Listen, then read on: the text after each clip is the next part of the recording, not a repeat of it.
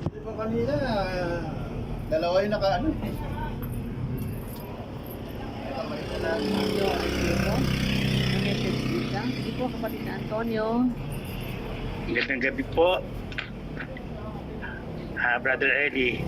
Yung po mga napag-aralan po natin, yung po mga talata patungkol po sa kalagayan po ni Kristo, mula pa po sa simula, hindi ko po na talaga narinig. Kayo lang po ang nagtawid ng kaunawaan patungkol kay Kristo. Ngayon ko lang po naintindihan pasugo pala ay kahayagan ng pagnanako ni Felix Manag ng mga salita ng Diyos.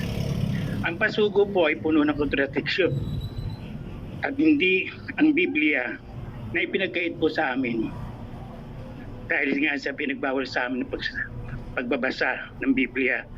Bagamat nalungkot po ako sa 37 years ko po sa kabila na inilagi na kaisipan ko sa mga maling aral, naggalak naman ngayon po ang puso ko, lalo pang espiritu ko sa unawang na itawid ninyo sa aming mga dating INC.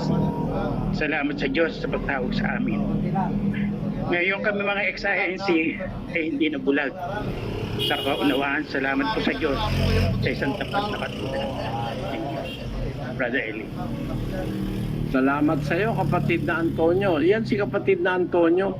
Di ba ikaw yung dumudurog sa pagkatao ko, sabi mo, nung nasa iglesia ka ni Kristo? Opo. Salamat pa sa Diyos at naunawaan ko na po ngayon. Hindi makikita pag may Excel. Salamat ng marami sa Diyos, nakakagalak ng kalooban.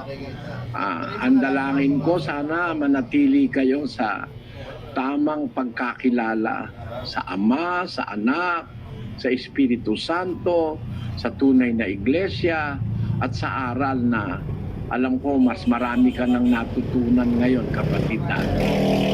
Pagpalaing ka nawa ng Diyos. Sis Luz, meron pa. Opo, si kapatid na Cesar Adamos. Nasa linya rin po siya. Sige po, Brad Cesar. Magandang gabi po, kapatid Eli. Alam po ninyo itong sa sitas na tao si Kristo, ang talagang ang binabasa po sa amin yan lagi, yung nakalagay si Maria kasi sabi, ano ang dinadala ni Maria? Siya ay nagdadalang tao. Yan po ang isang binabasa. Tapos Juan 8:40, datapot ngayon pinagsisikapan niyo ako na taong sa inyo nagsasaysay ng katotohanan. Yan po ang laging sinasabi sa amin. Saka yung mga nababasa na anak ng tao. Yan, yung mga binabasa minsan na sita sa ganon. Pero ito po, Brad Eli, katulad nga nito, alam na, ang hirap po talaga kasi nakondisyon na yung utak na hanggang doon lamang. Itong ang alilinaw po nitong mga pan, katulad itong napariritong nasa laman. Napakaliwanag. Hindi naparitong nasa laman. Si Brad Eli, kaya nga po ang ginawa ng mga ministro, ang ginawa nila, siniraan na lang kayo ng siniraan sa mga kapatid. Kaya ngayon, ang mga napakahirap kong mag-imbita ngayon ng mga INC. Ang totoo nga ako niyan, katulad dito lang sa akin, meron akong anak na nung mag-COVID, nagpunta rito sa akin dahil nag-abroad yung asawa, yung apo ko nandito. Pagdating ng ganito, hindi mo maanyayahan. Minsan nga, masakit sa kalooban kasi nga, ano na sila, na brainwash. Ako mismo, Brad Eli, bakit ako natatakan mo na naniniwala ako na si Kristo ay tao?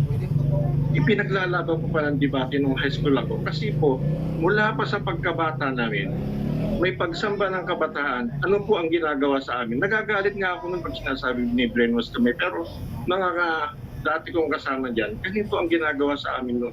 Sa pagsamba ng kabataan, sasabihin ng guro sa pagsamba ng kabataan, ang teksto ay question and answer, pero siya rin lang ang nagtatanong, siya rin ang sumasagot, sumusunod lang ho kami. Para bang brainwashing talaga ang dating na hindi mo naman namamalayan dahil bata ka, nagagalit ka pa nga, dahil sabi mo may sarili kang isip, pero sa si Kristo, tao. Yan. Sino ang kanyang ina? Si Maria. Sino ang sugo sa huling araw? Ganyan po, Eli, ang style sa mga bata pa lang yan. Ngayon, habang tumatanda ka naman, ang iniuutos din, laging gano'n, ang tinuturo din, lagi pong gano'n na ano ang kalagayan ng ating Panginoong Kristo. Kaya nga, ngayon, Brad Eli, ako ang talagang concern, paano maaakay itong mga ito na makapakinig sa inyo eh. Kasi sigurado, Brad Eli, sigurado ko, pag nakapakinig po sa inyo ang mga iglesia ni Kristo, sigurado po mamamangha sila eh. Meron palang mga talatang ganito. Ang diliwanag na bumaba akong galing sa langit, nasa espiritu. Brad Eli, talagang hindi ko nga malaman kasi kung paano may share. Ang magagawa lang talagang mag-anyaya, pero talagang naka-brainwash na sila sa ganun eh. Bakit? Kasi nga po, ang ginawa nga sa kanila, actually sa totoo lang, Brad Eli, ang aral talagang nakapatibay dyan, yung sila lamang ang maliligtas. Kaya once na nagbigay ka ng ibang mga talata sa Biblia, parang hindi na ikaliligtas eh. Parang hindi na, samantalang itinuro rin naman nila na Biblia lang ang dapat na maging saligan. Pero ngayon, magaya nga na sinabi ninyo, talagang pinipili na lang nila. Napakaganda po nito.